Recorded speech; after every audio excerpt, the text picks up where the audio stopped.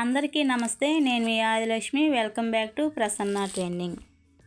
సంవత్సరం పాటు నిలువ ఉన్న ముక్క మెత్తబడకుండా అద్భుతంగా ఉండే అమ్మమ్మల చేతి ఆవకాయ పచ్చడి వాళ్ళు పెట్టినట్టుగా పక్కా కొలతలతో ఎలా పెట్టుకోవాలో చూపిస్తున్నాను.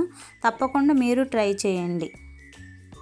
ముందుగా మామిడికాయలను శుభ్రంగా కడిగి ఒక క్లాత్తో తుడిచి ఒక 5 నిమిషాల పాటు ఆరబెట్టుకొని ఇలా చిన్న చిన్న ముక్కలుగా కట్ చేసుకొని ఆ టెంక మీద ఉన్న ఒక పల్చటి రేఖ లాంటిది దాన్ని తీసివేసి మొత్తం నేను ఇలా కట్ చేసుకున్నానండి.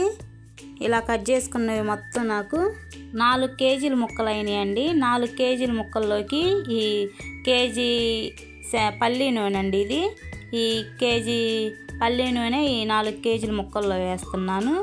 ఈ మొత్తం వేసుకోవాలండి.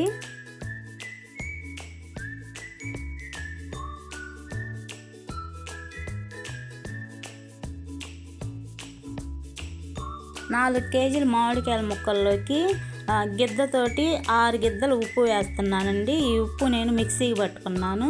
ఇలా మెత్తగా మిక్సీకి పట్టుకొని వేసుకుంటేనే తొందరగా కరిగిద్ది. 6 గిద్దలు ఉప్పు అండి ఇది.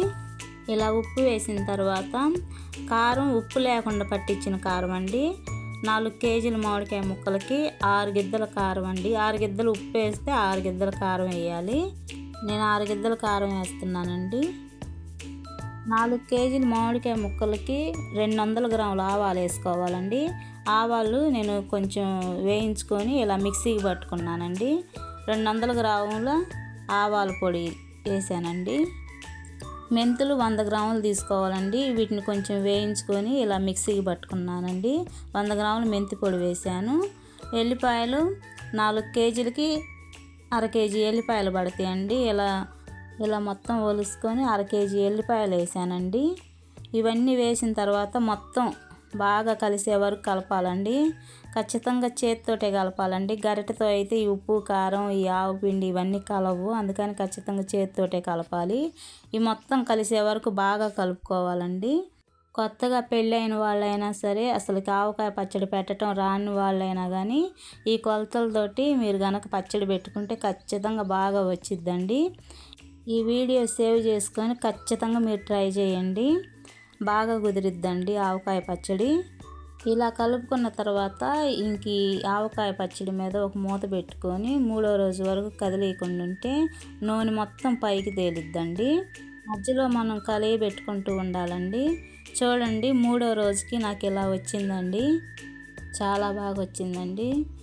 నేను ఎప్పుడు ఆవకాయ పచ్చడి పెట్టినా కానీ ఖచ్చితంగా పిల్లలు ఈ పచ్చడి మొత్తం ఒక డబ్బాలో స్టోర్ చేసిన తర్వాత ఆ గిన్నెలో అన్నం వేసి కలుపుకొని తింటారండి. బాగా ఇష్టంగా తింటారు. ఈరోజు కూడా అలానే తిన్నారండి. వాళ్ళకి చాలా బాగా నచ్చిందంట. మీరు ఒకసారి ట్రై చేయండి. ఎలా వచ్చిందో ఖచ్చితంగా నాకు కామెంట్ చేసి చెప్పండి. ఈ వీడియో నచ్చితే లైక్ చేయండి. మీ ఫ్రెండ్స్కి రిలేటివ్స్కి షేర్ చేయండి. ఇంకా మరెన్నో వీడియోస్ కోసం నా ఛానల్ని సబ్స్క్రైబ్ చేసుకోండి. థ్యాంక్ యూ అండి. Thank you for watching.